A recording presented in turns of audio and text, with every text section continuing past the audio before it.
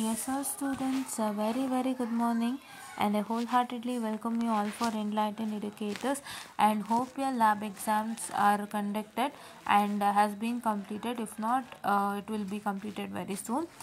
So after that, we will be having a main examination, 4th sem and 6th semester students, right? Yeah. So today I'm here to speak about a very important matter. So that is actually this came into my head, and I thought of speaking about this because many people will suffer from this, right? So you're having an examination gap and you feel kind of bored or kind of not interested to study, and how do you feel is like, oh, I have to study ನಾನು ಓದಬೇಕು, ನಾನು complete ಮಾಡಬೇಕು ಅನ್ನೋದಿರುತ್ತೆ. But ಎಲ್ಲೋ ಒಂಥರ you will feel like not that much interest, right? Not that much interest and not that much concentration to study, and this happen to takes place. And for many other students, what is that going to happen is that you start studying well, you will understand, you will study well, but you forget. Correct? These are all the things that happen. So how to keep up your interest and how to memorize things well in such a way that it should be remembered soon, right? So these are all the things that I'm here to discuss in. The very first thing is that concentration to other things will happen to take place in such a way that so you will feel like you're not interested to that particular subject, right? ಎಲ್ಲೋ ಒಂದು ಕಡೆ concentration ಬೇರೆ ಕಡೆ ಹೋಗ್ತಾ ಇರುತ್ತೆ, ಏನೋ ಯೋಚನೆಗಳು ಬರ್ತಿರುತ್ತೆ, ನಿಮಗೆ ಫಿರ್ಮ್ ಒಂದು ಇದಿರಲ್ಲ. ಅಂದರೆ ನಾನು ಓದಬೇಕು, ನನಗೆ ಕ್ಲಿಯರ್ ಮಾಡ್ಕೋಬೇಕು, this is my exam time, this is not any other period. ನಾನು ಎಕ್ಸಾಮ್ ಅಂದರೆ ನಾನು ಎಕ್ಸಾಮ್ಗೆ ಕೂತ್ಕೋಬೇಕು, ನನಗೆ ಬೇರೆ ಯಾವುದೂ ಇಲ್ಲ ಈಗ ಸದ್ಯಕ್ಕೆ ಅಂತ ನಿಮ್ಮ ತಲೆನಲ್ಲಿ ಯೋಚನೆ ಬಂದರೆ, if you are firm to that you can easily crack your exam. So ದಯವಿಟ್ಟು ಫಸ್ಟ್ ಅದನ್ನು ಮೈಂಡಲ್ಲಿ ಇಟ್ಕೊಳ್ಳಿ. ಇದು ನಾನು ಕೂಡ ಫೇಸ್ ಮಾಡಿದ್ದೀನಿ, ಯಾಕೆಂದರೆ ತುಂಬ ಸತಿ ಆಗ್ತಾ ಇರುತ್ತೆ. ಹೆಂಗಾಗುತ್ತೆ ಅಂದರೆ ಎಕ್ಸಾಮ್ ಟೈಮು ಕೂತಿರ್ತಾರೆ, ಎಲ್ಲೋ ಒಂಚೂರು ಇಂಟ್ರೆಸ್ಟ್ ಹೋಗುತ್ತೆ, ಆಸಕ್ತಿ ಹೋಗುತ್ತೆ, ಏನೋ ಒಂಥರ ಫೀಲ್ ಆಗ್ತಿರುತ್ತೆ, ಓದೋಕ್ಕೆ ಬೇಜಾರು, ಹೆಂಗಿದೆ ಇದು, ಈ ಥರ ಇದೆ, ಇದನ್ನ ಓದೋಕ್ಕಾಗುತ್ತಾ, ಮಾಡೋಕ್ಕಾಗುತ್ತಾ, ಏನೋ ಒಂಥರ ಆಗ್ತಿರುತ್ತೆ. ಆ್ಯಂಡ್ ಇನ್ನೊಂದು ಪ್ರಾಬ್ಲಮ್ ಏನಾಗುತ್ತೆ ಅಂದರೆ, whatever the concept that you are living it as difficult. Whatever the concept you are living it as difficult, what is that going to happen is that, so those concepts will become easy at the back day of your exam or before the exam. ಇಷ್ಟೆಲ್ಲ ಪ್ರಾಬ್ಲಮ್ಗಳಾಗ್ತಿರುತ್ತೆ. So first ನಾವೇನು ಮಾಡಬೇಕು ಅಂತಂದರೆ, this also happens due to your study habit. ನಿಮ್ಮ study habit ನಿಮ್ಮನ್ನು demotivate ಕೂಡ ಮಾಡ್ಬೋದು, ನಾಲ್ಕನೇದಲ್ಲಿ ಇಟ್ಕೊಳ್ಳಿ. So first prioritise your study habit and correct your study habit and curate your study habit. If you don't have a proper study habit, then it will also lead to a problem. Correct alva? Say for example, if you have a subject and you start studying the module which is the most toughest one.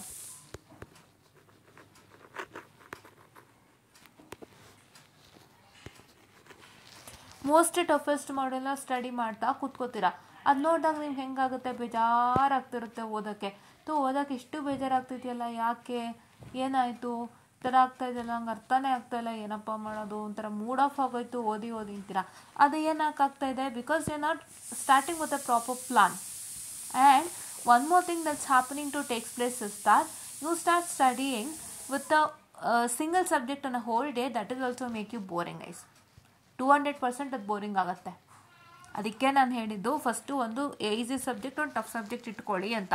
ಯಾಕೆ ಗೊತ್ತಾ, ಒಂದೇ ಓದುವಾಗ full bore ಆಗ್ತಿರುತ್ತೆ ನಿಮಗೆ.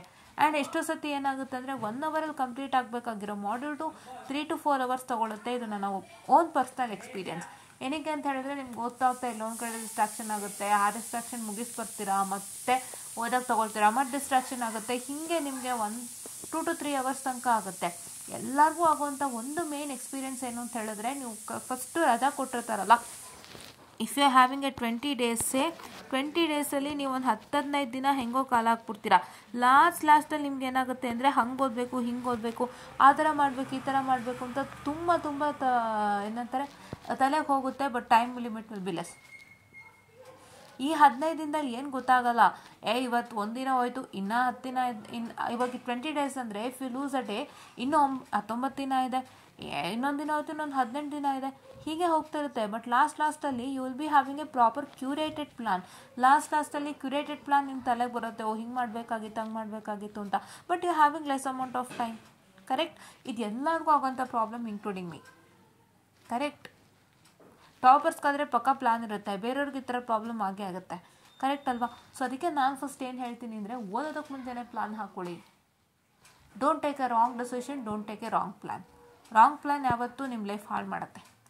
Wrong ಪ್ಲ್ಯಾನಿಂದ ನಿಮಗೆ mood of ಆಗುತ್ತೆ, ನಿಮ್ಮ subject ಬಗ್ಗೆ ಬ್ಯಾಡ್ ಇಂಪ್ರೆಷನ್ ಬರುತ್ತೆ, ನಿಮ್ಗೆ ಓದೋಕ್ಕೆ ಮನ್ಸೊಟ್ಟೋಗುತ್ತೆ, ಮುಂದಕ್ಕೇನು ಮಾಡಲ್ಲ. ದಯವಿಟ್ಟು ಅಂಥ ಕೆಲಸ ಮಾಡಬೇಡಿ.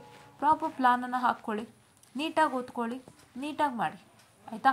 ಈ ಥರ ಪ್ರಾಬ್ಲಮ್ಸ್ಗೆ ಒಳಗಾಗಬೇಡಿ. It is your exam and it's a life, right? Yes. So ಈಗ ನಿಮ್ಮ ನಿಮ್ಮ ಕ್ವಶನ್ ಏನಪ್ಪ ಅಂತ ಹೇಳಿದ್ರೆ, very sorry for the distraction. ನಿಮ್ಮ ಕ್ವಶನ್ ಏನಪ್ಪ ಅಂತ ಹೇಳಿದ್ರೆ, ಇದನ್ನೆಲ್ಲ ಹೇಗೆ ಓವರ್ಕಮ್ ಮಾಡಲಿ ನಾನು? ಫಸ್ಟ್ ನಾನು ಹೇಳ್ದಂತೆ ನೀವು ಪ್ರಾಪರ್ ಪ್ಲ್ಯಾನ್ ಹಾಕಬೇಕು ಅಂತ. That's the very first thing, that's a basement. ಅದೇ ಬೇಸ್ಮೆಂಟು ನಿಮಗೆ ನೀಟಾಗಿ ಪ್ರಾಪರ್ ಪ್ಲ್ಯಾನ್ ಹಾಕಿ ಕೊಟ್ಟರೆ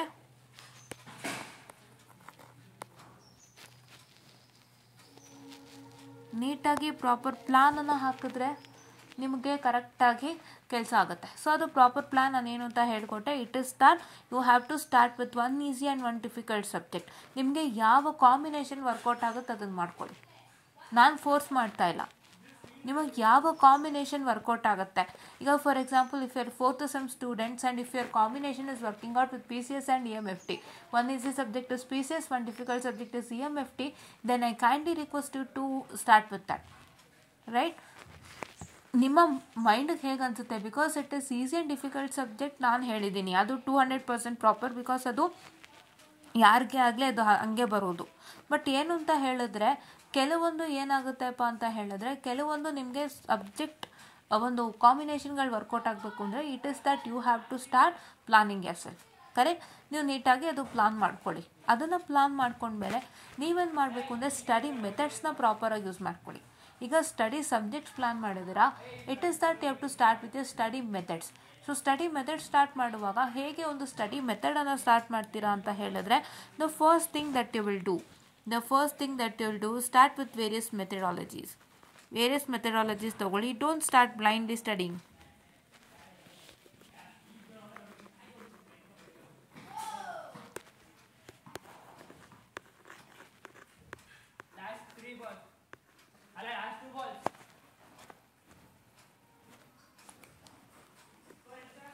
ಯಾವುದಪ್ಪ ಫಸ್ಟ್ ಒನ್ ಅಂತ ಹೇಳಿದ್ರೆ, you are taking various methodologies and the first one is, so first one ಬಂದೇನು, just a minute, I am sorry for the distraction.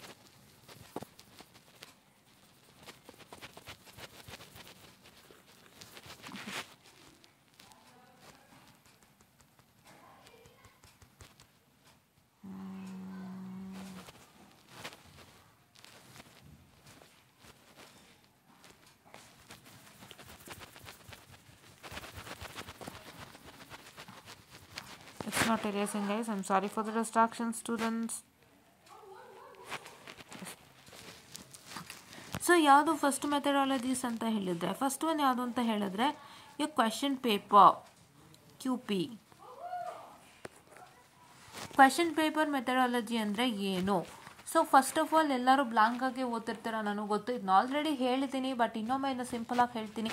ಏನಿಲ್ಲ, ನಿಮ್ಮ ಕ್ವೆಶನ್ ಪೇಪರ್ಸ್ ಇಟ್ಕೊಳ್ಳಿ, ಕ್ವೆಶನ್ ಪೇಪರ್ನ ನೋಡಿ ಅರ್ಥ ಮಾಡ್ಕೊಳ್ಳಿ, ಯಾವ್ಯಾವ ಟಾಪಿಕ್ಸ್ ವೆರಿ ವೆರಿ ಇಂಪಾರ್ಟೆಂಟ್ ಇದೆ, ಯಾವ ಥರ ಕ್ವೆಶನ್ ಪೇಪರ್ ಕೇಳಿದ್ದಾರೆ ಅನಲೈಸ್ ಮಾಡಿ ಅದ್ರ ಪ್ರಕಾರ ಅರ್ಥ ಓದಿ. That is a first study tip that you have to follow. If you not having a question paper, if you not following the question paper, if you are just blindly studying the subject, then 200% ನೀವು out. 200% ನೀವು ಔಟೇನೆ.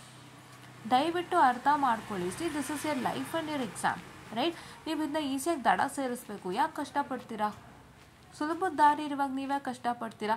ನಿಮಗೆ question paper ನೋಡಿದಾಗಲೇ ಅರ್ಥ ಆಗೋದು, ಏನು ಕೇಳ್ತಾರೆ ಎಕ್ಸಾಮ್ಗೆ, ಯಾವ ಥರ ಪ್ಯಾಟರ್ನ್ ಇರುತ್ತೆ, ನಾನು ಯಾವುದ್ರ ಮೇಲೆ ಹೆಚ್ಚಿನ ಕಾನ್ಸಂಟ್ರೇಟ್ ಮಾಡಬೇಕು, ನಾನು ಯಾವುದನ್ನು ಸ್ಟಡಿ ಮಾಡಿದ್ರೆ ನನಗೆ ಮಾರ್ಕ್ಸ್ ಸಿಗುತ್ತೆ, ಅದು ಅರ್ಥ ಆಗುತ್ತೆ. ನೀವು ಅದು ಅರ್ಥ ಮಾಡ್ಕೊಳ್ಳಿ. ಯಾವ ಸಬ್ಜೆಕ್ಟ್ನು ಬ್ಲೈಂಡಾಗಿ ಓದೋಕ್ಕಾಗಲ್ಲ.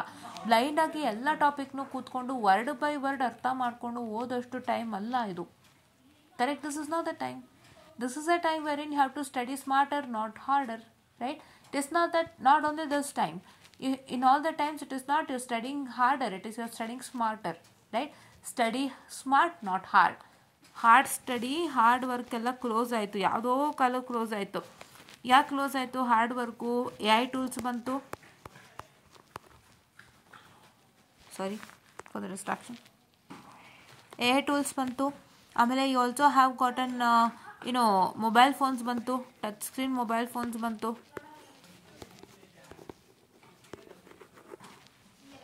ಯೂಟ್ಯೂಬ್ ಬಂತು, and you got apps and websites.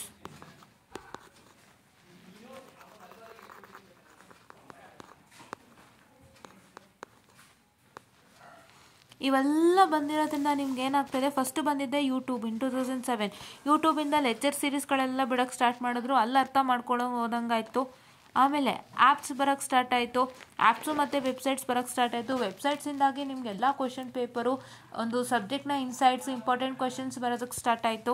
And mobile phones, ಮೇಯ್ನಾಗಿ ಮೊಬೈಲ್ ಫೋನ್ ಇವೆಲ್ಲನೂ ಆಕ್ಸೆಸ್ ಮಾಡಲಿಕ್ಕೆ ಮೇಯ್ನಾಗಿ ಟಚ್ ಸ್ಕ್ರೀನ್ ಮೊಬೈಲ್ ಫೋನ್ ಬಂತು. Even A I tools also has come in where in it's making you easily understand the concept. ಇಷ್ಟೆಲ್ಲ ಬರುವಾಗ ಯಾಕೆ hard work ಮಾಡ್ತೀರಾ? Hard work ಮಾಡೋರೆಲ್ಲರೂ ಹೇಳ್ತೀನಿ, ದಯವಿಟ್ಟು ಅರ್ಥ ಮಾಡ್ಕೊಳ್ಳಿ, ನೀವೇನು ನಾಲೆಡ್ಜ್ ಗೇನ್ ಮಾಡಲ್ಲ. ಹಾರ್ಡ್ ವರ್ಕ್ ಮಾಡಿದವರು, ಕಷ್ಟಪಟ್ಟು ಬರೆದು ಪ್ರಾಕ್ಟೀಸ್ ಮಾಡಿದವರು, ಬರೆದು ಪ್ರಾಕ್ಟೀಸ್ ಮಾಡಿ ಚೆನ್ನಾಗಿ ಒಂದೆರಡು ಮೂರು ಸತಿ ಬರೆದು ಪ್ರಾಕ್ಟೀಸ್ ಮಾಡಿ ತಲೆಯಲ್ಲಿ ನಾವು ಕಟ್ಕೊಂಡು ಯಾರು ಹೋಗಿ ಬರಿತೀರಾ ಅವರು ಏನು ನಾಲೆಡ್ಜ್ ಗೇನ್ ಮಾಡಲ್ಲ. ದಯವಿಟ್ಟು ಅರ್ಥ ಮಾಡ್ಕೊಳ್ಳಿ. ಪೇರೆಂಟ್ಸ್ಗೆ ಇದೊಂದು ಬ್ಯಾಡ್ ಹ್ಯಾಬಿಟ್ಟು. ಏನು ಮಾಡ್ತಾರೆ ಗೊತ್ತಾ, ಪ್ರತಿ ಮನೆಯಲ್ಲೂ ಹೇಳ್ತಾರೆ ಏನಂತ, you have to work hard. ಅವನು ನೋಡು ಮೂರು ಸತಿ ಓದ್ಕೊಂಡು ಬರೀತಾ ಇದ್ದಾನೆ ಪ್ರತಿ ಒಂದು ಆನ್ಸರ್ನು, ಅಥವಾ ಅವಳು ಅಥವಾ ಅವನು, ಸಾರಿ ಫಾರ್ ದ ಡಿಸ್ಟ್ರಾಕ್ಷನ್ ಗೈಸ್. ಇದೆಲ್ಲ ಪೇರೆಂಟ್ಸು ಹೇಳ್ತಾರೆ, ಎಲ್ಲ ಪೇರೆಂಟ್ಸು, ನಿಮಿಷ, ಎಸ್ ಆಲ್,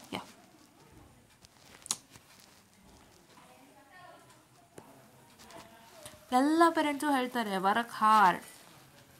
ಏನು ಹೇಳ್ತಾರೆ, ಅವ್ನು ನೋಡಿ ಕಷ್ಟಪಟ್ಟು ಅಷ್ಟೆಲ್ಲ ಬರೀತಿದ್ದಾನೆ, ಇವಳು ನೋಡೋ ಕಷ್ಟಪಟ್ಟು ಅಷ್ಟೆಲ್ಲ ಬರೆದು ಪ್ರಾಕ್ಟೀಸ್ ಮಾಡ್ತಿದ್ದಾರೆ, ಎಲ್ಲ ಮಾಡಿ ಚೆನ್ನಾಗಿ ಮಾರ್ಕ್ಸ್ ತೆಗಿತಾ ಇದ್ದಾರೆ, ನೀನ್ಯಾಕೆ ಅಷ್ಟು ವರ್ಕ್ ಮಾಡ್ತಿಲ್ಲ ಅಂತ ಹೇಳ್ತಾರೆ. ಅವ್ರುಗಳು they will be completely book work. What they do is they just read whatever they read, they wanted to keep it in their mind. ಅಂದರೆ ನೆನ್ಪಿಟ್ಕೋಬೇಕು, ಏನಂತ ಹೇಳ್ತಾರೆ, ಏನೊಂದು ಅವ್ರು ಓದ್ತಾ ಇದ್ದಾರೆ ಅದನ್ನು ನೆನಪಿನಲ್ಲಿ ಇಟ್ಕೋಬೇಕು. ಅದಕ್ಕೆ 3 ಸಲ ಬರೆಯೋಕ್ಕೆ ಸ್ಟಾರ್ಟ್ ಮಾಡ್ತಾರೆ, ತಲೆಗೆ ಹೋಗುತ್ತೆ, ಬರೀತಾರೆ, ಎಕ್ಸಾಮಿಗೆ ಬರ್ತಾರೆ. But they don't have any practical knowledge, they are not even understanding it. It's a shit that they are doing, right? But one who work smarter, ಹೆಂಗೆ ವರ್ಕ್ ಮಾಡ್ತಾರೆ, ಎಕ್ಸಾಮ್ ಅಂತಲೇ ಫೋಕಸ್ ಮಾಡ್ತಾರೆ, ನೀಟಾಗಿ ಪ್ಲಾನ್ ಹಾಕ್ತಾರೆ, ಅರ್ಥ ಮಾಡ್ಕೊಂಡು ಓದ್ತಾರೆ, they write in their exam. ಅರ್ಥ ಮಾಡ್ಕೊಂಡು ಓದಿದ್ರೆ you will be having a lot of practical knowledge. Without practical knowledge you are completely a shit and completely a nil in B. Correct. ತುಂಬ ಜನ ಇದನ್ನು ಅನುಭವಿಸ್ಬಿಟ್ಟಿದ್ದಾರೆ. ನಾನು ಸೇರಿಸೇ ಹೇಳ್ತಾ ಇದ್ದೀನಿ, ನೀವು ಬೈ ಹ್ಯಾಟ್ ಮಾಡಿ ಓದಿ, ನಾನು ಬ್ಯಾಟ್ ಮಾಡಿ ಓದ್ತೀನಿ, ನಾನು ಎಕ್ಸಾಮಿಗೆ ಪಾಸ್ ಮಾಡ್ತೀನಿ ಅನ್ನೋ ಥರ ಇದ್ದರೆ ಖಂಡಿತ ಆಗಲ್ಲ. ಬೈ ಹ್ಯಾಟ್ಗಿಂತ ಅರ್ಥ ಮಾಡ್ಕೊಳ್ಳಿ, ಬರೆಯೋಕ್ಕೆ ಸುಲಭ. ಬೈ ಹ್ಯಾಟ್ಗಿಂತನೂ ಮೇನ್ ಅರ್ಥ ಮಾಡಿಕೊಂಡ್ರೆ you can write it in your own words man, keeping the technical terms intact and keeping all the important points, right? ನೀವೇನು ಗೊತ್ತಾ, ನೀವು ಅರ್ಥ ಆಗಂಗೆ ಬರೀರಿ, but that should mean the same and technical term should be kept intact. Correct? ಇವೆಲ್ಲ ಮಾಡಬೇಕು. So ಇದೆಲ್ಲ ನೀವು ಮಾಡಿದಂತೆ how well you say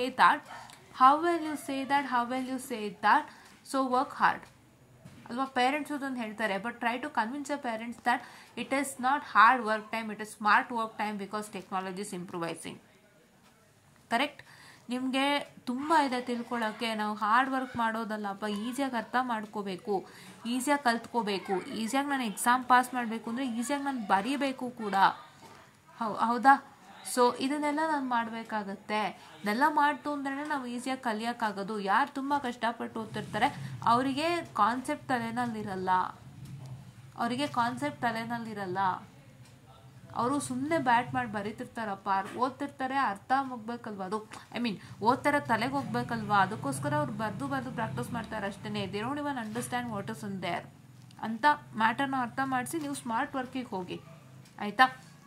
So that is what is I say, to have your question papers, understand the whole question paper system, pattern and system. ಆ ಸಿಸ್ಟಮ್ನ ಅರ್ಥ ಮಾಡಿಕೊಂಡು ಅದೇ ಸಿಸ್ಟಮ್ಗೆ ವರ್ಕ್ ಮಾಡಿದ್ರೆ you are 100% pass in exams without any hurdles. ಅದೇ ನಿಮ್ಮನ್ನು ಉಳಿಸತ್ತೆ. ಓಕೆನಾ. Second thing, study techniques. ಈಗ ನೀವು ಓದಿದ್ರೆ ಟೆಕ್ನಿಕ್ಸ್ ಯೂಸ್ ಮಾಡೋದ್ರಲ್ಲಿ ಫಸ್ಟ್ ಒನ್ ಬಂದು ನಿಮ್ಮ ಕ್ವಶನ್ ಪೇಪರ್ಸ್ ಇಟ್ಕೋಬೇಕು and have proper notes. Proper notes is also one of the important thing that matters a lot. Proper ನೋಟ್ಸನ್ನು ಇಟ್ಕೊಳ್ಳಿ and you have many AI tools that convert your materials into a notes or convert the materials into a simpler format, and you can even take a photo of that particular concept and ask some few points on that particular concept. If it is very big, it will provide you some few concepts. So ಏನು ಗೊತ್ತಾ, ಇನ್ನೊಂದು ನಾನು ಇಲ್ಲಿ ಗಮನಿಸಿದಂಥದ್ದು and what that is I have experienced. ಏನಾಗುತ್ತೆ ಗೊತ್ತಾ problem? I'll tell you one thing students, see, here is a problem wherein you're encountering a concept in theory. You find out that it is very big and you think that the length is I don't want to study, I'll leave it off and move. But don't do that. If that is a very important concept for exam, there are many AI tools that will help you to provide a summary on that topic. Okay na? ನೀವೇನು ಮಾಡ್ತೀರಾ ಅಂದರೆ, I kindly request you to learn the diagram of the topic.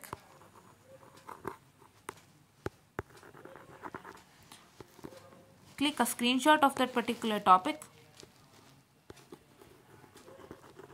ಎಷ್ಟಿದೆ topic ಅಷ್ಟೊಂದು screenshot ತೊಗೊಳ್ಳಿ. Use AI tools like ChatGPT or any others. I use a good one, that is Unreal.ai ನಾನು use ಮಾಡೋದು. So that's very good for me actually.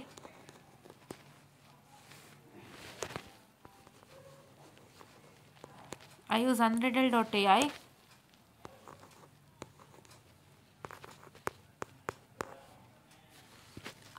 Actually, I use Unreal.ai, correct?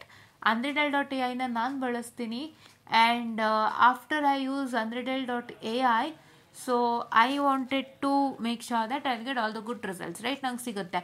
ಏನಂತ ಹೇಳಿದ್ರೆ Unreal.ai ನಲ್ಲಿ if I put a photo, I have an opportunity to import 0 to 5, that is 5 imports per day and 1000 words per day.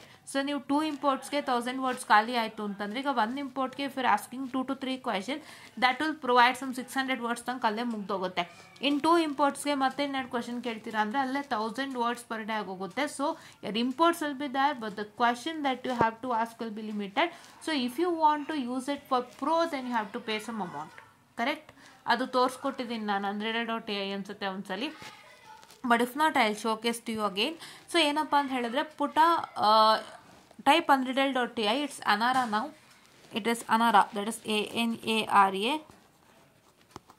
But type Unreal.ai, you will get it as Anara. That is open that and then put a photo, right? 5 imports per day, right? You have to take 5 imports per day. So that is why what is that you're going to do is put a screenshot of that particular what I can say the topic. If the topic is very lengthy ಅಂದರೆ ನಿಮ್ಗೆ ಏನಾದರೂ 5 page ಆಯಿತು ಅಂತಂದರೆ, ಈಗ topic 5-6 page ಇತ್ತು ನಿಮ್ಮ ಟೆಕ್ಸ್ಟಲ್ಲಿನೇ ಅಂತ ಹೇಳಿದ್ರೆ, ನೀವೇನು ಮಾಡ್ತೀರಪ್ಪ ಅಂತ ಹೇಳಿದ್ರೆ, what's that you going to do is you going to just take the photo of that 5 to 6 pages, screenshot of that 5 to 6 pages, create it as PDF, because ನೀವು 5 ಒಟ್ಟಿಗೆ ಕಳಿಸಿದ್ರೆ ಅದು ರೆಸ್ಪಾಂಡ್ ಮಾಡೋಕ್ಕೆ ಸ್ವಲ್ಪ ಕಷ್ಟ ಆಗ್ಬೋದು. ಸೊ ಅದಕ್ಕೆ ಅದೊಂದು PDF ಥರ ಮಾಡ್ಕೊಳ್ಳಿ. PDF ಥರ ಮಾಡಿಕೊಂಡು put the PDF on Anara, import the PDF on Anara and ask a question and provide a summary on this particular topic in points, in point wise, because they're going to write all the answers in point wise, no paragraph please, correct? So point wise ನೀವು answers ಬರೆಯೋಕ್ಕೆ start ಮಾಡಬೇಕು. So point wise ನೀವು ಬರೆಯುವಾಗ ಏನಾಗುತ್ತೆ ಅಂತ ಹೇಳಿದ್ರೆ, it will be a good one, because you point wise barivaga you're trying to specify some of the important points that is very much required for the topic, and if those are important points that is also required for the evaluator, so nimge easy marks sigutte. So point wise ಮಾಡ್ಕೊಳ್ಳಿ, and all the points should be very very important points. ಅದನ್ನ ಜ್ಞಾಪಕದಲ್ಲಿ ಇಟ್ಕೊಳ್ಳಿ. ತುಂಬ ಜನ ಹೇಳ್ತಾರೆ 1.5 page 2 page ತುಂಬಿಸಿ, ಅವೆಲ್ಲ ಅಲ್ಲ. It's not that. You have to make a point wherein those point should be very very important. 10 point ಬರೀತೀರಾ, 10 ಇಂಪಾರ್ಟೆಂಟ್ ಆಗಿರಬೇಕು, 10 ಇವ್ಯಾಲ್ಯೂಯೇಟರ್ಗೆ ಬೇಕಾಗಿರೋದೇ ಆಗಬೇಕು ಅಷ್ಟೇ, right? So ask Enara to provide those sets of points for that particular PDF. It will provide the sets of points in detail, and along with ಅದು ಡಯಾಗ್ರಾಮ್ದು ಕೂಡ ಸೇರಿಸಿನೇ ತಗೊಳುತ್ತೆ, ಅದು diagram point ಕೂಡ ಸೇರಿಸಿನೇ ತಗೊಳುತ್ತೆ. And what is the advantage in there is it will provide some numbers next to the point, that is 1 2 3 4 5 ಅಂತ ಎಲ್ಲ ಕೊಡುತ್ತೆ.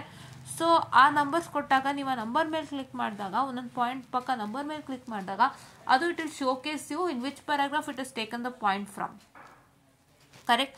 ನೀವೀಗ ಪ್ಯಾರಾಗ್ರಾಫಲ್ಲೂ ಕೂಡ ಕೊಡ್ಬೋದು if you want in detail. ಪ್ಯಾರಾಗ್ರಾಫಲ್ಲಿ ಕೊಟ್ಟಾಗ ಪ್ಯಾರಾಗ್ರಾಫಿಗೆ ಬರೋದನ್ನೆಲ್ಲ ಒಂದು ಪಾಯಿಂಟ್ ಅಂತ ಮಾಡ್ಕೊಳ್ಳಿ, ಆಯಿತಾ? ಸೊ ಅಲ್ಲಿ ಏನಾಗುತ್ತೆ ಅಂದರೆ ಒಂದು ನಂಬರ್ ಕೊಡುತ್ತೆ ಪಾಯಿಂಟ್ ಪಕ್ಕದಲ್ಲಿ. If you just click on that number, you will it will drag you.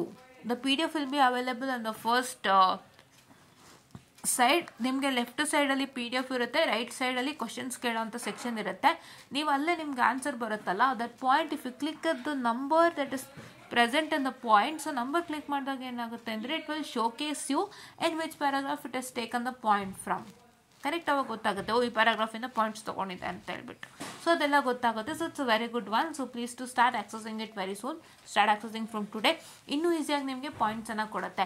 So ಅದನ್ನೆಲ್ಲ ನೀವು ನೀಟಾಗಿ ಬರೀರಿ, along with the diagram. Marks ಸಿಗುತ್ತೆ, ಯಾಕೆ ಹಾಳು ಮಾಡ್ಕೋತೀರಾ? ಎಲ್ಲನೂ ಓದೋಕ್ಕಾಗಲ್ಲ ಅಂದರೆ this the best method guys. I have experienced and I used and I've taken points from and written it in my exam also, and I have succeeded. Right? So these are all the points that is providing you some good results. So ಈ ಥರದ್ದೊಂದು plan ಮಾಡ್ಕೊಂಡು ಓದಿ, ಆಯಿತಾ? So ಈಗ AI tools ಬಗ್ಗೆ ಬಂತು. Next study techniques. So study techniques ಏನಪ್ಪ ಅಂತ ಹೇಳಿದರೆ, ಇಫ್ ಸ್ಟಡಿ ಟೆಕ್ನಿಕ್ಸ್ ಬಗ್ಗೆ ನಾವು ಮಾತಾಡೋದಾದರೆ, let me just take a new page only.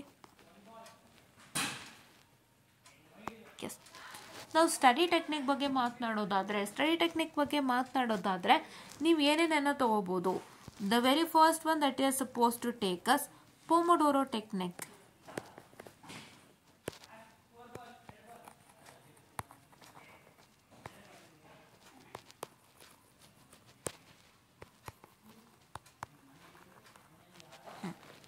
ಪೊಮೊಡೋರೋ technique ಏನಪ್ಪ ಅಂತ ಹೇಳಿದರೆ, let me show you the Pomodoro technique student. So here is the Pomodoro technique student. Pomodoro technique ಬಂದು ಹೇಗಿರುತ್ತೆ ಅಂದರೆ, decide on the task that you need to do. So you gonna plan a task that you need to do. It is with respect to subject. Then set a timer to 25 minutes. Then what is that you are suppose to do? 25 minutes set ಮಾಡಿ ನಾನೇನು ಮಾಡಬೇಕು, 25 minutes ಅಲ್ಲಿ ಒಂದು topic ಓದಬೇಕು. That is, work on the task until the timer rings. That's you're going to start studying. You can study either 1 or 2 concepts in 25 minutes. ಓದ್ಕೊಂಡು ಆನಂತರ ನೀವೇನು ಮಾಡ್ತೀರಾ ಅಂದರೆ, take a short 5 minutes break and after 4 cycles ಅಂದರೆ ಏನು? So this is one cycle that is starting from setting the timer to 25 minutes and studying the concepts until and unless 25-minute timer will get completed. After that you're supposed to start with take a short 5-minute break. So ಈ ಥರ is complete cycle, that is 2, 3 and 4 is forming a cycle. This 2, 3 and 4 is forming a cycle, and ಈ cycle ನಿಮಗೆ 4 cycle ಆದಾಗ, if this become 4 cycles, if you're repeatedly doing for a 4 time, so then after that you have to take a 15 to 30 minutes break. ರೈಟ್, 15 to 30 minutes break ತೊಗೋಬೇಕು. So ಈ ಥರ ತೊಗೊಂಡು ಓದಬೇಕಾಗುತ್ತೆ. And this applies to what I can say a particular subject. Correct. So ನೀವು ಇದನ್ನು ಇನ್ನೂ simplified ಆಗಿ ಮಾಡ್ಕೊಂಡು ಓದ್ಬೋದು, ಬಿಕಾಸ್ ನೀವು ಒಂದು ಸಬ್ಜೆಕ್ಟ್ಗೆ ಎಷ್ಟು ಟೈಮ್ ಕೊಡ್ತೀರಾ ಅದ್ರ ಪ್ರಕಾರ ಅರ್ಥ work this technique. Correct. Yeah, okay, ಇದನ್ನು ವರ್ಕ್ ಮಾಡ್ಕೊಬೋದಾಗಿರುತ್ತೆ. And the second one is interleaving technique. ನಾನು ಆಲ್ರೆಡಿ ಹೇಳಿದೆ.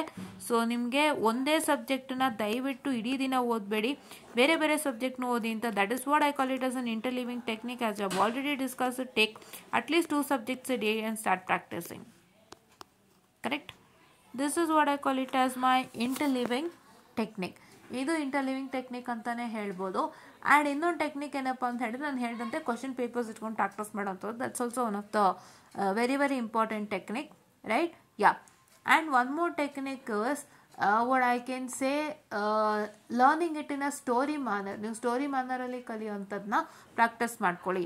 ಅಂದರೆ you can just assume things as a story, especially for theory subject. ಇದೇನು ಅಂತ ಹೇಳಿದ್ರೆ, ನೀವು ಒಂದು ಟಾಪಿಕ್ ಓದ್ತಿದ್ದೀರಾ ಅಂದರೆ assume that topic as a story and you try to have some characters in it. ಒಂದಿಷ್ಟು ಕ್ಯಾರೆಕ್ಟರ್ಸ್ನ ಇನ್ಕಲ್ಕೇಟ್ ಮಾಡಿ, ಒಂದಿಷ್ಟು ಕ್ಯಾರೆಕ್ಟರ್ಸ್ನ ಇನ್ವೋಕ್ ಮಾಡಿಬಿಟ್ಟು ಆ ಕ್ಯಾರೆಕ್ಟರ್ಸ್ನ ಇಟ್ಟುಕೊಂಡು ನೀವೊಂದು ಸ್ಟೋರಿನ ಸ್ಟಾರ್ಟ್ ಮಾಡೋ ಅಂಥದ್ದು. ಸೊ ಅದು ಹೇಗೆ ಅಂತ ನಾನು ಒಂದು ವಿಡಿಯೋ ಮಾಡಿ ತೋರಿಸ್ಕೊಡ್ತೀನಿ ಹೌ ದಟ್ ವರ್ಕ್ಸ್ ಅಂತ. So that's also good technique very you can understand. And ನೀವು ಒಂದೊಂದು ಟಾಪಿಕನ್ನು ಏನು ಮಾಡ್ಬೋದಪ್ಪ ಅಂತ ಹೇಳಿದ್ರೆ ಒಂದು ಸ್ಟೋರಿಯನ್ನು ಮಾಡ್ಕೋಬೋದಾಗಿರುತ್ತೆ. ಒಂದೊಂದು ಟಾಪಿಕನ್ನು ಒಂದು ಸ್ಟೋರಿನ ಮಾಡ್ಕೋಬೋದಾಗಿರುತ್ತೆ. And what are the important terms that is present on the topic, ಅದನ್ನು ನೀವು ಒಂದೊಂದು ಐಟಮ್ ಥರ ಮಾಡಿಕೊಂಡು ಒಂದು ಸ್ಟೋರಿನ ಕ್ರಿಯೇಟ್ ಮಾಡ್ಕೋಬೋದಾಗಿರುತ್ತೆ to make yourself easily understand. And the next one is loci method. Loci method ಅಂತ ಹೇಳಿದ್ರೆ it is also the same thing. What is it you're going to do is you're going to create a topic as a story, and you're going to make sure that you're going to have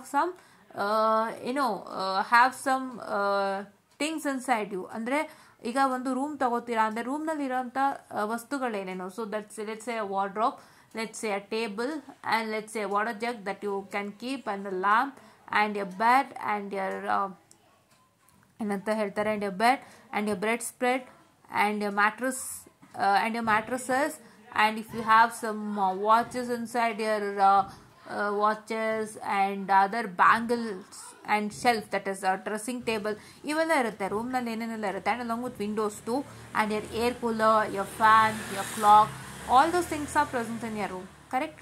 so these are all the locais.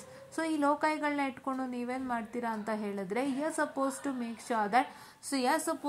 Sure that you are going to what I can say, you are going to use all this method, all these things, and you are going to create a story and learn. So ಇದು ಕೂಡ ನಾನು ಹೇಳ್ಕೊಡ್ತೀನಿ ಹೇಗೆ ಅಂತ. I'll take a topic of your theory and I'll make sure that I'll try to help you out to learn this loci method easily. So ಈ ಥರ ಕೂಡ ಮಾಡ್ಕೋಬೋದಾಗಿರುತ್ತೆ. ಓಕೆನಾ? This is also one important technique that you can follow, right? ನೀವು ಇದನ್ನ ಮಾಡ್ಕೊಳ್ಳೋಕೆ start ಮಾಡಿ. ಒಂದೊಂದು ಟಫ್ ಕಾನ್ಸೆಪ್ಟ್ನ ಸ್ಟೋರಿ ಥರ ಮಾಡ್ಕೊಳ್ಳಿ. ಆ್ಯಂಡ್ ಒಂದೊಂದು ಟಫ್ ವರ್ಡ್ನು ಕೂಡ you can split out. Okay, you can split out. Say for example, if you are taking a word called as transport, you can split that into tran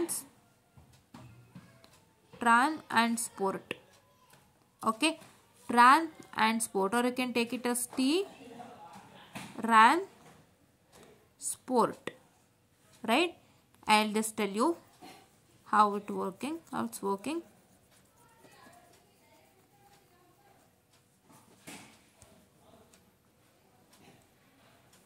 T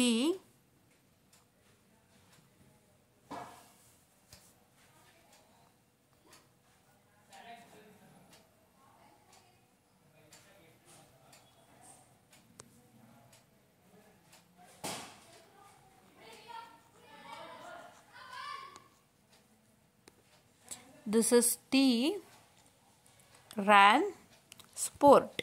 That means T ran to the sports club, which is transport. Or you can take trans TRANS ಅಂತ split ಮಾಡ್ಕೋಬಹುದು. TRANS PORT. You can take transport, or you can take transport. TRANSPORT. Tran separate ಮಾಡ್ಕೋಬೋದು. S ಬಿಟ್ಬಿಡಿ, ಇಲ್ಲಿ S ಬೇಡ ನಮಗೆ. ಇವಾಗ ನಾನೇನು ಹೇಳಿದೆ, ಫಸ್ಟು ಟಿ ರ್ಯಾನ್ ಸ್ಪೋರ್ಟ್ ಹೇಳಿದೆ. ನೆಕ್ಸ್ಟ್ ಏನು ಹೇಳಿದೆ, TRANS trans PORT. TRANS trans PORT port. Or you can split it as TRAN ಇಲ್ಲೊಂದು ಡ್ಯಾಶ್ ಹಾಕಿ SPORT. ಸೊ ಇದನ್ನು ನೀವು ಮಾಡ್ಕೋಬೋದಾಗಿರುತ್ತೆ. ಸೊ ಈ ಥರ ಮಾಡಿಕೊಂಡು ನೀವು ಪ್ರಾಕ್ಟೀಸ್ ಮಾಡ್ಕೋಬೋದಾಗಿರುತ್ತೆ. ಸೊ ಈ ರೀತಿಯಾಗಿ ನೀವು ಸ್ಪ್ಲಿಟನ್ನು ಮಾಡಿಕೊಂಡು ಈಸಿಯಾಗಿ ಅರ್ಥ ಮಾಡ್ಕೊಳ್ಳಿ. ಇದಕ್ಕೆ ಏನು ಬೇಕು ನಿಮಗೆ ಅಂತ ಹೇಳಿದ್ರೆ, you should have a basic knowledge of all the items. ಎಲ್ಲದರದ್ದು ಬೇಸಿಕ್ ನಾಲೆಡ್ಜ್ ಬೇಕು. ಸೊ ಈ ಥರ ಮಾಡಿಕೊಂಡು you can frame a sentence so that it will be easily understandable. ಇದಕ್ಕೆ ನೀವು ಒಂದೊಂದು ವಸ್ತುನ ಕೂಡ ಸೇರಿಸ್ಕೊಬೋದಾಗಿರುತ್ತೆ. ಓಕೆ, ಇದನ್ನು ನೀವು ಲೋಕಾಯ್ ಮೆಥಡ್ಗೆ ಈಸಿಯಾಗಿ ಅಳವಡಿಸ್ಕೋಬೋದು. ಅದನ್ನು ಕೂಡ ಹೇಳ್ಕೊಡ್ತೀನಿ. And the next method that you identify is you have to take a letter from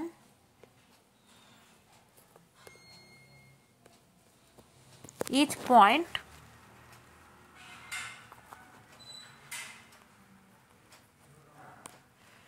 and that letter should tell you the whole topic.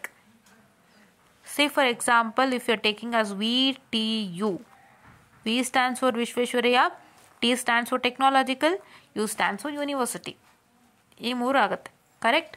So ಇದನ್ನೇ ನಾವು ಇದೇ ಥರನೇ ನಾವು ಬೇರೆ ಬೇರೆ ಸಬ್ಜೆಕ್ಟ್ಗಳಿಗೆ ಕೂಡ ನೀವೇನು ಮಾಡ್ಬೋದು ಅಂತಂದರೆ ಒಂದಿಷ್ಟು ಸ್ಟಾರ್ಟಿಂಗ್ ಲೆಟರ್ಸನ್ನು ತೊಗೋಬೋದಾಗಿರುತ್ತೆ. ಸ್ಟಾರ್ಟಿಂಗ್ ಲೆಟರ್ಸನ್ನು ತೊಗೊಂಡು ನೀವೇನು ಮಾಡ್ತೀರಾ ಅಂದರೆ what is if you are taking PAT PAT, P ಅಂದರೆ ಏನು, A ಅಂದರೆ ಏನು, T ಅಂದರೆ ಏನು ಥರ ನಿಮ್ಗೆ ತಕ್ಷಣ ಗೊತ್ತಾಗಬೇಕು. ಆ ರೀತಿಯಾಗಿ ಒಂದು ಮಾಡ್ಕೋಬೋದಾಗಿರುತ್ತೆ. ಇದನ್ನ ನಾನು ಇನ್ ಡೀಟೇಲಾಗಿ ಹೇಳ್ಕೊಡ್ತೀನಿ ನೆಕ್ಸ್ಟು. ಸೊ ಫಸ್ಟ್ ಇದಿಷ್ಟನ್ನು ಅರ್ಥ ಮಾಡ್ಕೊಳ್ಳಿ, ಆಯಿತಾ. ಸೊ ಈ ರೀತಿಯಾದ ಒಂದು ಮೆಥಡಾಲಜಿಯನ್ನು ಕೂಡ ಮಾಡ್ಬೋದು. ಆ್ಯಂಡ್ ನಂಬರ್ಸಿಗೂ ಕೂಡ ನಾನೊಂದು ಇದನ್ನು ಕಳಿಸ್ಕೊಡ್ತೀನಿ. ನಿಮಗೆ ನಂಬರ್ಸ್ಗಳನ್ನ ಜ್ಞಾಪಕ ಇಟ್ಕೊಳ್ಳೋಕ್ಕಾಗ್ತಿಲ್ಲ, if you not able to learn numbers, ನೀವು ನಂಬರ್ಸ್ ಕಲಿಯೋಕ್ಕಾಗ್ತಿಲ್ಲ ಅಂತ ಹೇಳಿದ್ರೆ, just a minute, I'm sorry for the distraction guys. ನೀವು ನಂಬರ್ಸ್ನ ಜ್ಞಾಪಕ ಇಟ್ಕೊಳ್ಳೋಕ್ಕಾಗ್ತಿಲ್ಲ ಅಂದರೆ ನಂಬರ್ಸ್ಗೂ ಕೂಡ ಒಂದಿಷ್ಟು ಫೋಟೋಸ್ ನನ್ನ ಹತ್ರ ಇದೆ. ಸೊ ಅದನ್ನು ಕೂಡ ನಾನು ಶೇರ್ ಮಾಡ್ತೀನಿ, ಅದನ್ನು ನೀಟಾಗಿ ನೋಡ್ಕೊಳ್ಳಿ. ಅದೇ ರೀತಿಯಾಗಿ ನೀವು ನಂಬರ್ಸನ್ನು ಜ್ಞಾಪಕ ಇಟ್ಕೋಬೋದಾಗಿರುತ್ತೆ. ನಂಬರ್ಸು ಕೂಡ ಕೆಲವೊಂದು ಆಬ್ಜೆಕ್ಟ್ಗಳಿಗೆ ಜಾಯಿಂಟ್ ಆಗಿರುತ್ತೆ. ಆ್ಯಂಡ್ ಏನು ನಂಬರ್ಸ್ಗಳು ಆಬ್ಜೆಕ್ಟಿಗೆ ಜಾಯಿಂಟ್ ಆಗಿರುತ್ತೆ ಅಲ್ಲ, ಸೊ ಅದನ್ನು ನೀವು ಜ್ಞಾಪಕದಲ್ಲಿ ಇಟ್ಕೊಂಡು ಅದೇ ರೀತಿಯಾಗಿ ನೀವು ಒಂದು ಸೆಂಟೆನ್ಸನ್ನು ಫಾರ್ಮ್ ಮಾಡಿಕೊಂಡು ಈಸಿಯಾಗಿ ನಿಮ್ಮ ನಂಬರ್ಸ್ಗಳನ್ನು ಜ್ಞಾಪಕ ಇಟ್ಕೊಳ್ಬೋದಾಗಿರುತ್ತೆ. ಓಕೆನಾ? So just a minute.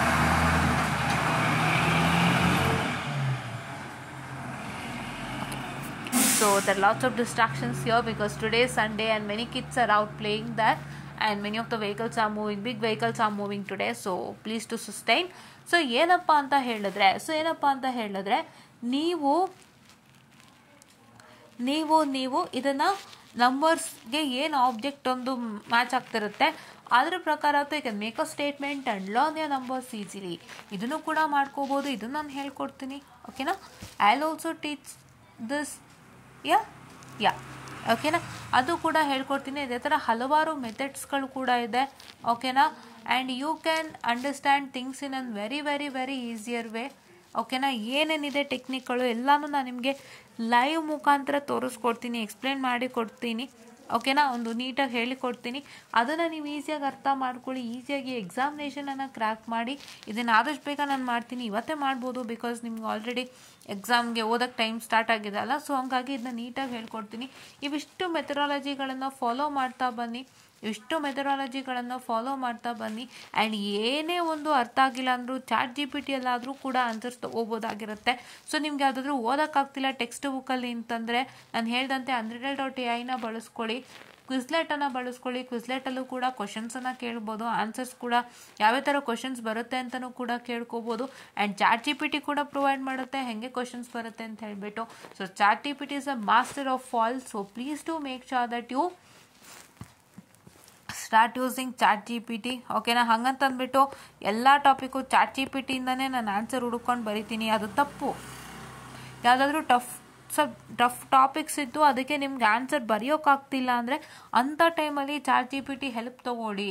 At least ನಾನು ಈಗ ಯಾವುದೋ ಓದೋಕ್ಕಾಗಲಿಲ್ಲ ನಿಮ್ಗೆ ಎಕ್ಸಾಮ್ಗೆ, ನೀವು ಹೋಗ್ತಿರ್ತೀರ ಎಕ್ಸಾಮ್ ಹಾಲಿಗೆ, ಯಾವುದೋ ಓದೋಕ್ಕಾಗಿರಲ್ಲ, ಒಂದು 10 ಮಿನಿಟ್ಸು ChatGPTಯಲ್ಲಿ ಇದಕ್ಕೆ ಏನಿದೆ ಅಂತ ಹಾಕಿ ಅದು ಇನ್ಫಾರ್ಮೇಷನ್ ಕೊಡುತ್ತೆ, ಅದನ್ನು ಅರ್ಥ ಮಾಡ್ಕೊಂಡೋಗಿ ಅಲ್ಲಿ ಬರೀರಿ.